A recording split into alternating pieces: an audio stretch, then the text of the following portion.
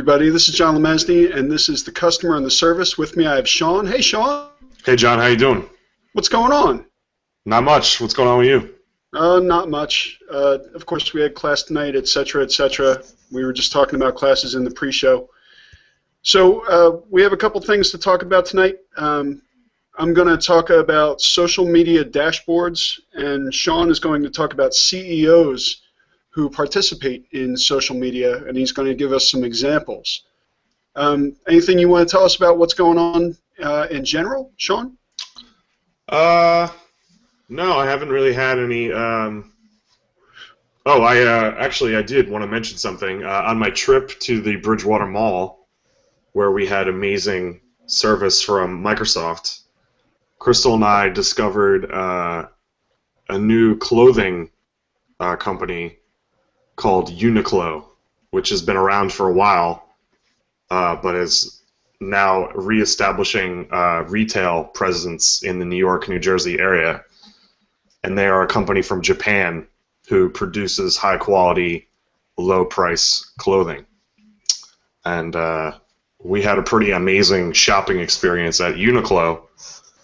And from what I hear from people in my life, the quality of the clothing is ridiculously amazing, and the prices are just unbelievable. So we'll see how the Uniqlo clothing we purchase holds up. So I'm sure I'll be talking about that again in the future, but just wanted to bring that forward. That was something I meant to mention, and I didn't.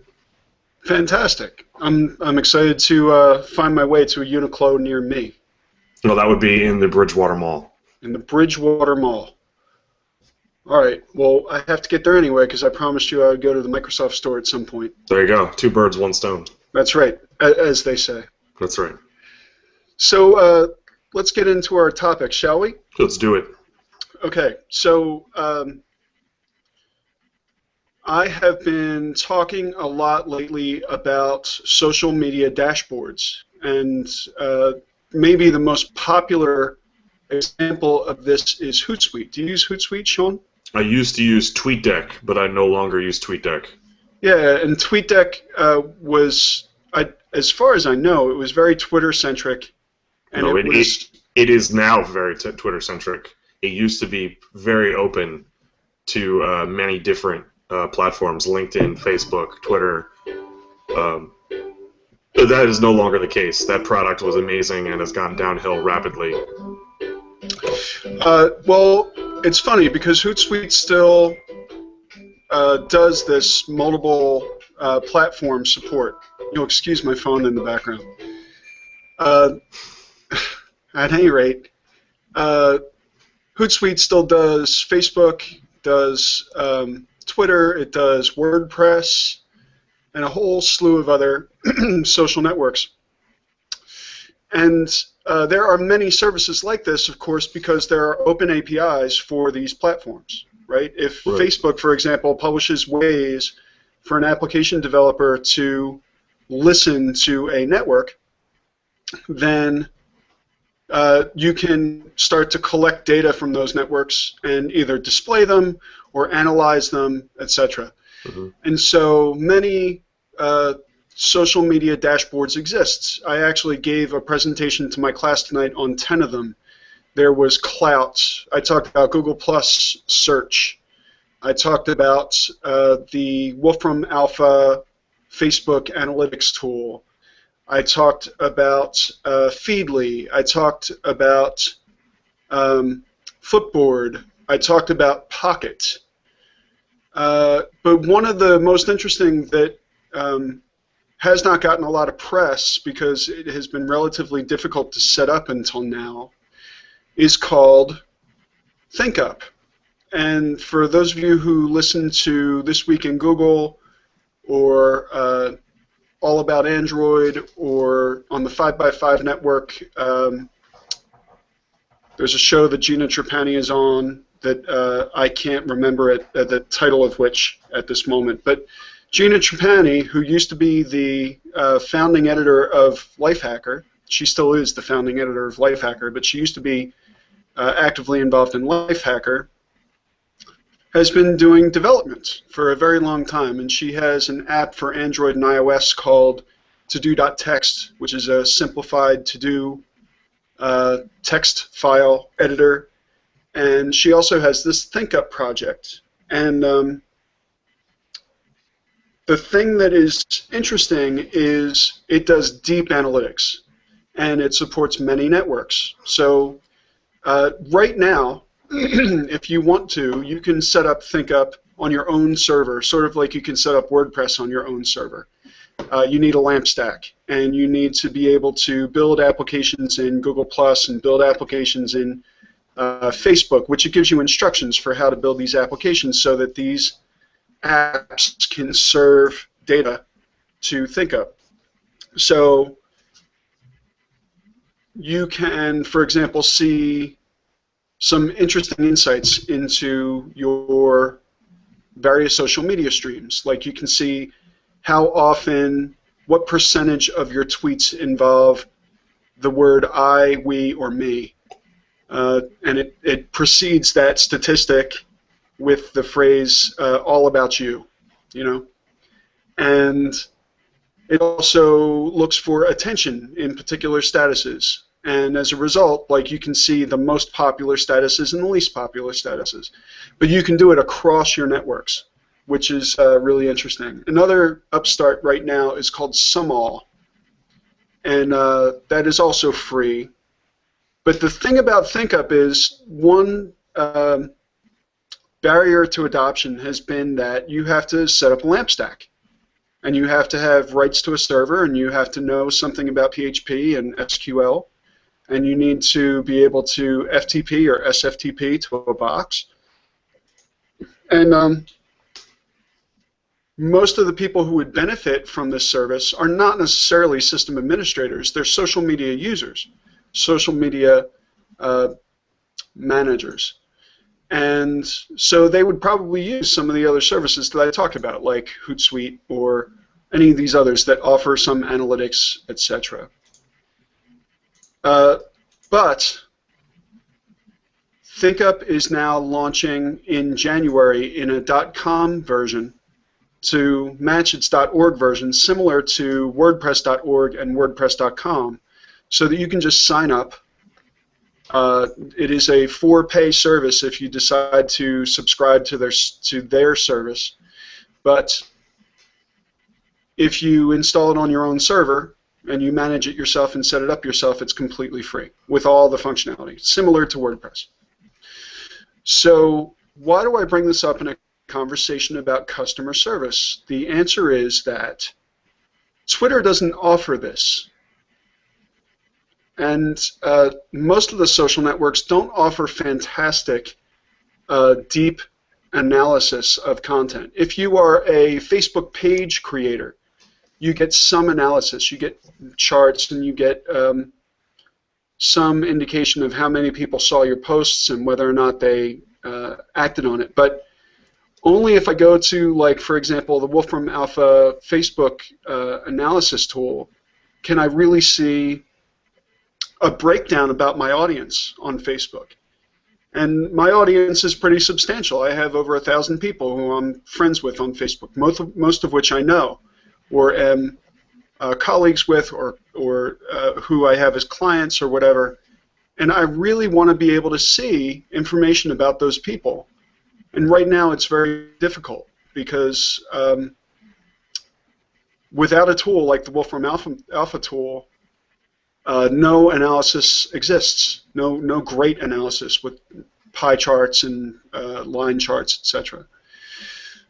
So this problem perplexed Gina Trapani, and she decided to, with Anil Dash, work on ThinkUp, which allows you to collect, analyze, and do deep analysis on your social media content that you create, as opposed to, you know, the status of your network or any of the other things that are maybe covered by other services.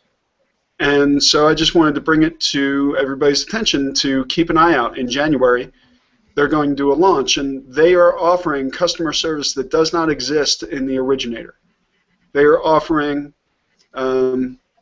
a benefit that would not exist were it not for their work to collect and analyze that data. So I think that there is a lot of opportunity in this space where as long as somebody opens their API to allow you to collect data and to look at it, to maybe see trends that you would not see otherwise, this is a great opportunity for entrepreneurs, for developers, for people who want to help people. Do you have any use for a tool like this, Sean? No. But I'm thinking about your thought of how you're saying how these platform providers don't give us these tools. My thought process is that those tools exist, but it exists only for the content provider network administrators. Yeah, Twitter knows all about me. Yeah. But they don't share with me what they know. No, Twitter, Facebook, they all have their own tools that they use in-house, and they probably share with certain strategic partners. But you're right, there's nothing that us, the users, or the advertisers or service providers can use to look at that information. But I think that there are tools that do exist, but they're only given to a certain privileged few. Yeah, and I spent some time tonight talking with my class about the idea of PageRank on Facebook. You know, the famed Google, you mean? Or not PageRank. What do they call it? In Facebook, they have an algorithm as well. Oh, Open Graph. Open Graph. Well, that's actually available to us now to some degree, but is it Open Graph? Maybe. It's the new search mechanism. That is one thing that is open to us that we can, for example, dig into our social networks, into Facebook in particular, and discover things. But on the back end is an algorithm, which they keep relatively secret, that, for example, shows us, you and I, when we go onto Facebook, we have differential experiences. And it's not just because I have different friends and you have different friends. If we had exactly the same friends, we would still have differential experiences because as we act with social networks, we shape what the network offers to us. In other words, if I click on like for enough graphic design related things, the algorithm may pay attention to that trend and share with me more graphic design related things, right?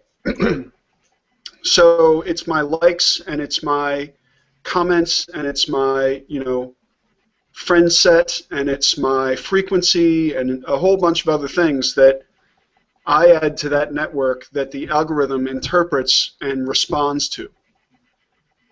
And I would love to see what kind of a user I am on that network according to them. I'd love to see why I get shown certain things. I would love to see how all of that works. It's a very sort of magical, quiet process.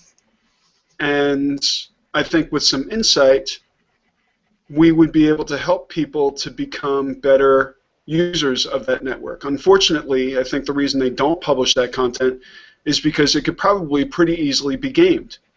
If there are certain keywords that have more emphasis placed on them, in other words, if I use a certain keyword like some emotional keyword like love, chances are my post shows up more often in my friends' feeds because it would be potentially more interesting to talk about that than to talk about, I don't know, light bulbs that I just bought at Home Depot, So I think that the more that we get to know about the algorithms that serve these purposes, the better users we could become. I would even be willing to pay into that, but chances are other people would too, and probably not for the same purposes. Yeah, I agree. I think I'd be interested in also seeing that. I mean, I use Google Analytics for my websites. There's good information that comes out of that, and I've looked at some other statistical analysis tools for web and some of these one-off social media tools that give you like Clout. I checked Clout out at one time, and while I found it to be extremely narcissistic, there was some interesting information it contained. So I think I would be interested in checking that stuff out too. Yeah, I like Clout, and I think I got the same response from my students. They were sort of saying, well, I'm not running a business on Facebook, so why would I care? That's not my point, but... No, I'm saying, but when I asked you, for example, would you find use for this? You sort of said, no, not really. And I'm saying that even just from not even a narcissistic standpoint, but a personal branding standpoint, you know, you might benefit from some of the insights that you get. Possibly. I don't know. Possibly. All right, so you were going to tell us about CEOs and social media. So yeah, so I talked about this a little bit last time, I think, at the end of last episode or the episode before, where I mentioned how the CEO of T-Mobile has fast become one of my favorite Twitter people to follow. Yeah, I followed him immediately upon your suggestion. So it's been a week or two for you, and how do you feel about following him? Well, since I don't really use Twitter, I don't think I've actually seen anything from him. Okay. But I can go into Hootsuite, for example, and probably see everything he said. I'm happy that he's active. I actually looked at it a couple times in between when you mentioned it and now, and he's definitely got a voice. Yeah, and his whole thing is like basically like Verizon and AT&T, you guys are terrible.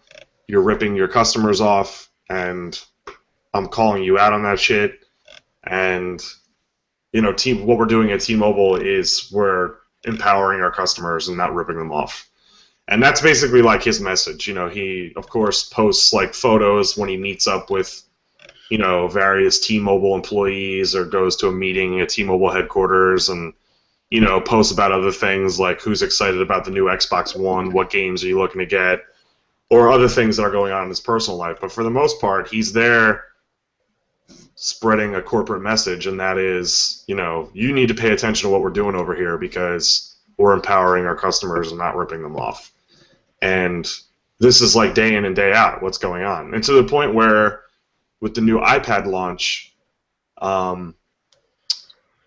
he was like, the days leading up to the iPad launch, he was like, yo, we have some important, exciting news. Just wait till you hear what we're doing next. You're not going to believe it. And then I don't know if it was featured in the Apple keynote or if it was just something that T-Mobile released afterwards. But T-Mobile is giving everybody who buys an iPad for T-Mobile like 200 megabytes of data for free every month. Without a contract. Nice. And I guess the idea is that, you know, if you use the service, you're happy with it. When you go over, or you need more, you know, you'll sign up for T-Mobile services. And so, you know, AT&T and Verizon, they're not doing anything like that. So for a lot of people who are iPad users, who want to get one that has cellular connectivity, or you know, people that are thinking about trying a tablet out that has cellular connectivity, this is a great sort of stepping stone to get people talking about or getting them involved in the T-Mobile ecosphere. So I thought that was really amazing of him to, you know, and he, you know, primarily communicated this through Twitter, you know, while it was going on the day of the iPad launch, which was pretty interesting. So it seems like he's just unfiltered. It's him. It's definitely not like a PR person, which I think is great. Just you get unfiltered T-Mobile CEO. So that's one CEO I think is doing a great job and is awesome for doing that. The other is Reggie Fils-Aimé, who is the CEO or president of Nintendo of America, who for the past week has been taking over the Nintendo of America Twitter account for days at a time and engaging with fans of Nintendo, asking them, you know, questions and answering fan questions, you know. But you know, most of the time you hear about these things, a CEO or a celebrity will take over an account for like a day, right? And they'll answer questions for a period of time. But it's been about a week and a half, and he's done it like 4 or 5 times already, with no sign of stopping. Like, this is going to be a regular thing now. And I think that's really awesome. And it's not just one tweet. It's like 2 or 3 hours a day, of him doing that and engaging with customers and answering customer questions and directly. And I think it's awesome. Posting pictures, and I just wish more businesses, allowed their leaders to be more engaged with their customer bases and interacting with potential customers in social media. I've talked about in the past how great some companies run their support through Twitter and other social media channels. It's great to see some companies taking that to the next level by actually having company leadership, engaging with the outside world. So I just wanted to highlight Nintendo of America and T-Mobile for being leaders in that space. Well, two thoughts immediately come to mind. The first is that, sadly, I'm skeptical that it's him. Was skeptical of who? Skeptical of the CEO of Nintendo, for example. I truly believe that it's the guy from T-Mobile. I think he has a lot to gain from having that personal interaction. But so often, when we see a celebrity tweet or we see, I don't know, there's like a threshold that you cross over where the board would never allow an individual to have a voice be heard that was not a refined voice, right? It would be like, you think about every interview that Eric Schmidt has ever done and how, it creates controversy and sadness at Google because he said something that was ridiculous. Or like when he went up on stage and pissed you off, at the end of the Google I/O. And it's like, their voice, like Steve Jobs, right? Steve Jobs is up on stage. The image that you see and the presentation that was given was so rehearsed. It was so refined. And the reason for that was because that's part of the brand of Apple, is like refination. And I feel like Twitter is so sort of casual that a lot of these companies might be afraid that if they, if a CEO literally gets on to, or think about Donald Trump, like that's definitely Donald Trump who says all this ridiculous stuff. But then, like, I feel like he regrets it, or his PR specialist regrets it for the next week. And yeah, there might be a lot of attention to that tweet or status, but it's not positive attention. And so I'm a little bit surprised, for example, about the T-Mobile guy and his, calling out of other companies in that way. Like you probably don't see Verizon saying, T-Mobile doesn't do what we do. I mean, they might, but not to the degree that he does. Certainly not. And I think that that's a choice. I think that that's a strategy. It's like the underdog. Or exactly. Whatever. Right. Meanwhile, like you would have to. There would have to be an event on the level of like the Chick-fil-A not supporting gays incident for me not to follow T-Mobile, or not to use T-Mobile. Like they've done me really, really well. If I was on some other network, I don't know if I would convert over, but they've always treated me well, whether it be customer service or whether it be device support or whether it be availability, the fact that they can have resellers in the mall that I probably wouldn't go to, but it's like if I need to get to a T-Mobile shop, I can. And when I do, I get help. And whether it be on the phone or whether it be in person or whatever. So for me, it's like the only thing that exists from that Twitter account is an opportunity to raise ire, or for me to hear that he tweeted something about the Jews or something, or something. Like, who knows what it would be? Right. But it would be the thing that would make me say, how quick can I possibly get off this network? Mm-hmm. Speaking of which, well, I'm sorry, do you have anything else to say on the topic? No. Go ahead. So, did you happen to notice that on my Facebook, I statused about a quick weight loss pill? No, I did not see that, no. But I saw your post after that, which explained why that happened. Yeah. So, talking about customer service, I have to say it was handled well, but it upsets me that it happened. So what happened was I and some other key people who I follow in the social media sphere, like Lynette Young, who is a social media specialist in the Trenton area, who I adore. She and I both statused about this Fen-Phen pill or whatever it was.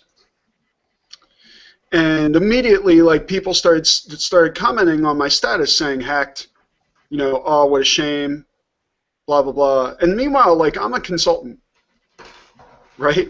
Yeah. And I'm very careful to always use encrypted channels. I'm very careful not to write down my passwords anywhere. I'm very careful to use really great passwords. I'm careful to use individual passwords per network. I'm careful. And I practice what I preach, and I preach security a lot. If I see somebody doing something that's potentially dangerous to their security, I will immediately say to them, by the way, you probably shouldn't do that, and here's why. This is what could happen. Don't use a dictionary word for your password, and I'm not sure why I know your password, but I shouldn't, and so forth and so on. So for anybody to think that I am insecure in my methods disturbed me, especially when it wasn't by any regular methodology that my account was hacked. So my account was not hacked at all. What happened was I used maybe 5 times a service called Buffer. And what Buffer does is pays attention to the most popular social media posting times and allows you to add content that you want to share now. And what happens is it doles it out over your social networks at the appropriate time for that social network. Beautifully so. And it gives you statistics and analytics on the traction of your content, and it gives you suggestions for improved times because most of your network was more likely on at 4 o'clock in the afternoon rather than 2 o'clock in the afternoon. And the reason I joined the service was because I liked what they did. What they did was a relatively simple thing. All it allowed me to do was, or all it asked me to do was to authenticate.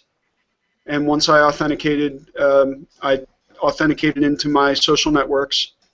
And then you just get like a Chrome app that allows you to, you're on a page, you want to share it, you highlight something, you hit the Buffer app, and it adds it to a queue, and then 2 o'clock tomorrow it goes out. And I hadn't used it in months. And then suddenly something came out on my Facebook wall that appeared to be a status from me that was in fact a status from Buffer, from somebody who had hacked into Buffer. And the next day, probably hours later, there was an email from the CEO saying, oh, we're so sorry, blah, blah, blah. And I said, I used this service like months ago.